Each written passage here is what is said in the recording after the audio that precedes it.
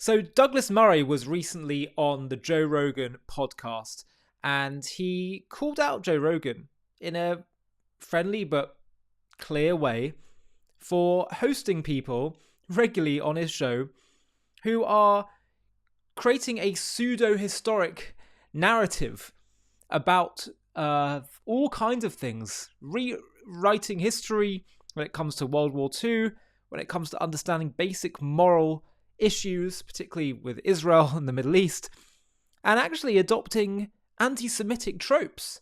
And Joe Rogan, who has, I think, the biggest podcast in the world, has a huge responsibility not to silence people, but at the very least to, when you're dealing with serious issues, to bring on people who are highly credible in those areas, and certainly at the very least to allow for, mainstream views to be given equal time on air.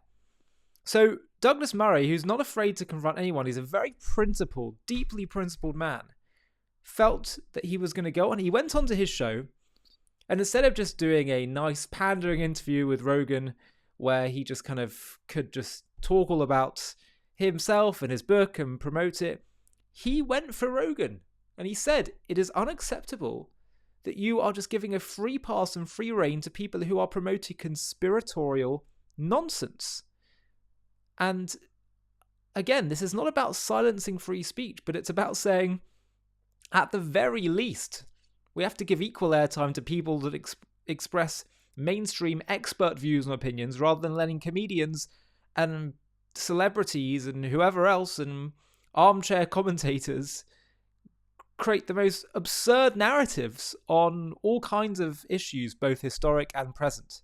Here he is on Talk TV talking, reflecting on his time on this podcast with Joe Rogan. Have a watch. The Joe Rogan thing, it's interesting. It seems to have sort of blown up. I don't really keep an eye on that kind of thing, but I gather some people just don't understand the point I was trying to make, which was, I love Joe, he's a friend, but for the last 18 months, 2 years, he's had almost no voices in who are supportive of the Ukrainian people, only people who just talk about Ukrainian corruption are much more fine to talk about, but at some point it looks kind of one-sided.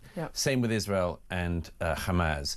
He's invited all these conspiracy theorists on, and I'm afraid I just don't think he's invited enough people on with the other side, with the other view. With the facts. And the one I really mind, which I highlighted there, is he's been inviting, as various other people have on the American right, he's been inviting on these people who don't call themselves historians, but pretend they're historians, and then they actually call themselves historians, and then they're not. And I'll tell you that, Julia, it goes back to a point I made in the last book about the war in the West. The left came for Churchill because they knew that for us in Britain, he's our hero, because he's the figure who our grandparents rallied to and who got them He's the reason through. we don't speak German. He's the reason that Nazism didn't overwhelm all of us in the 1940s. Sure, Churchill didn't solve every problem for all time, but he solved the problem of his time. Now, the left used to go for Churchill. Now the right is going for Churchill in America. And I just cannot sit by and not point out, if you're diminishing the crimes of Adolf Hitler, and you're diminishing what happened in the Second World War against the Jewish people and against us, and you are attacking our wartime leader, you are on the wrong side. It's just that simple. It's that simple. Okay. And I wanted to point it out because it's not pointed out enough now in America. But, other people have holy places, so do we. You don't come for our holy places in Britain. Absolutely. Yeah, it's a great way of putting it. You really should watch his full interview with Joe Rogan and Dave Smith, who's, very, I think, wrongly critical of Israel. And he does a great thing, Douglas, of just asking questions. It's the Socrates method, asking questions to the other side, to Dave Smith in this case. It's a great way to really expose the flaws in the anti-Israel narrative, or any narrative that's false and immoral. Just ask some questions. You say stuff like, so Dave, tell me, do you think that Hamas or the Palestinians in Gaza, could they have made better choices when they were given full autonomy in 2005? Do you think that maybe the path, the situation we're in right now, the 2 decades of war basically, or fighting and terrorism and then Israel responding, could have been averted had the people of Gaza made different decisions. Very difficult to say it was inevitable what happened with Hamas. Do you acknowledge, Dave, that the censoring that Israel had to put in place, censoring for weapons, for things coming in and out of Gaza, and having to, that kind of thing was a result of terrorism, not because Israel wanted to? Do you accept, Dave, that Israel has, despite Hamas being elected, they agreed until recently, just pre-October 7th, to have Gazans come in and get work permits and get work in Israel? They couldn't do that in other countries, in neighbouring countries. Do you accept that was quite a big risk on Israel's part and a real gesture on their side? Do you think that it was inevitable that the people of Gaza would rape and do what they did on October 7th and behead people? Is that inevitable? Is that an understandable or expected consequence? And if so, what about the people in Gaza that didn't? What about those who chose not to go in on October 7th to do that? What were they also not in a prison camp, as you call it?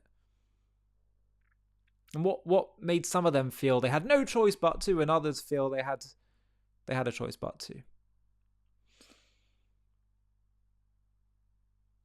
It's a great way of getting out the flaws in the other side's argument. But one other point that I want to get from this interview that Douglas did with Julia Hartley-Brewer on Talk TV, which you should also watch, is the first thing that he said that's written about in his book that I think is so important. And then we'll talk a bit more about this Joe Rogan podcast. Line of the first page in the introduction was something you'd said to me on air when you were in Israel after the attacks. Sometimes a flare goes up and you get to see exactly where everyone is standing. And those words have haunted me ever since. They give me goosebumps even now reading that out, because I was so horrified, like you, but perhaps we shouldn't have been horrified or shocked in any way by the reaction of so many people in the West, but particularly on the left. Now, we'd fought sort of the anti-Semitic views on the right in this country and fought anti-Semitism, in Europe. The growth of it on the left, I think, was a surprise to a lot of people who hadn't been paying attention for a long time. Jeremy Corbyn almost becoming, by a really close chance. Really close. In 2017, he could have become the Prime Minister of this country, and the anti-Semitic forces which he sort of, helped encourage. Why do you think there has been this growth in anti-Semitism in this country, which we are seeing largely on the left, and they cloak it as anti-Israel? Sure. We know what it is. Yeah.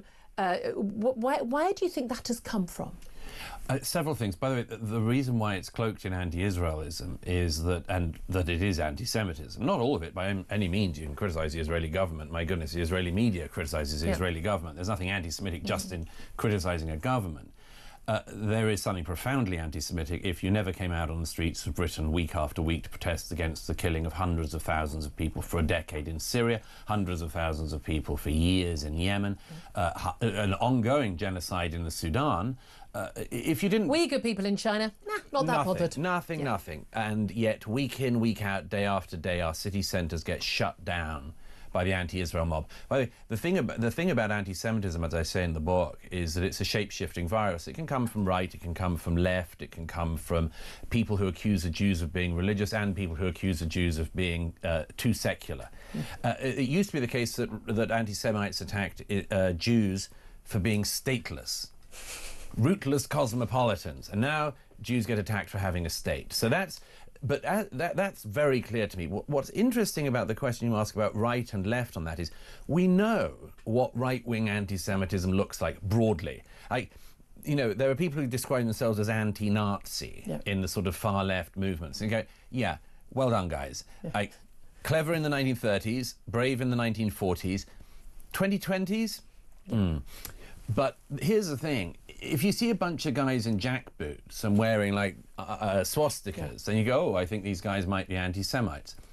But when they come in the anti-Semitic kit of the left, a lot of people don't seem to realise it. Look at the people who've been going around our streets in the last 18 months. Yep. They wear the new left-wing terrorist chic. They wear kafirs and they think that they're being celebrated. Usually, by the way, as Julia, you'll have noticed, they simultaneously support jihad and have a deep fear of the COVID-19 virus. Because the left-wing anti-Semites, they're simultaneously very pro-terror and pretend to be very anti-COVID, very fearful. What they're doing is they're covering their faces because they're cowards.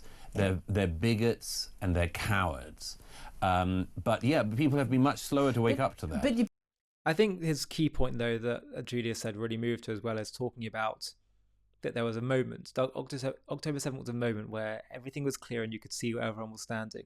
We saw people immediately coming out, professors, activists saying that what Hamas did, they celebrated it. It was a resistance moment. We saw people on the right and the left going after Israel, talking about all these conspiracies. He's absolutely right to say that. But I want to just touch on something that was written in the National Review, that was written by Dominic Pino, who was reflecting on this Joe Rogan podcast. I want to read to you some of what he said, because it's so important. He said, Douglas Murray was a recent guest on the Joe Rogan Experience, one of the most popular podcasts in the US. Plenty of people would give their left arm to be on Rogan, where guests have multiple hours to share their views with his millions of listeners. Murray doesn't need the exposure, having a dedicated fan base of his own, and he didn't play to type. Instead, he took on Rogan and the show's other guest, Dave Smith, right from the start, didn't let up for the next 3 hours.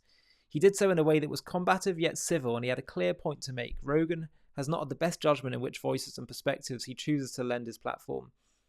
Murray was very clear-eyed about nasty and dangerous undercurrents on some parts of the online right that are playing with anti-Semitism and Nazi apologia.